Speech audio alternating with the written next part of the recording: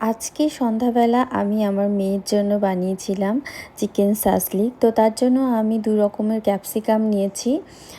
তো এখানে ছিল ইয়েলো আর রেড ক্যাপসিকাম, সাথে পেঁয়াজ নিয়েছি আর চিকেন, সব কিছু ম্যারিনেট করে নিচ্ছিলাম। তো ম্যারিনেশনের জন্য নিয়েছি টক দই, আদা রসুন পেস্ট, সাথে সয়া সস, গোলমরিচের গুঁড়ো, একটু লেবুর রস আর লবণ, এগুলো দিয়ে ম্যারিনেট করে সাসলিকের জন্য যে স্টিকগুলো নিয়েছি ওগুলো আগে থেকে ভিজিয়ে রেখেছিলাম। তারপর সবগুলোকে সুন্দর করে গেঁথে কড়াইতে প্যান গরম করে বাটার গরম করে তার মধ্যে একটু ফ্রাই করে নিচ্ছিলাম আর একটু একটু করে বাটার ব্রাশ করে দিচ্ছিলাম।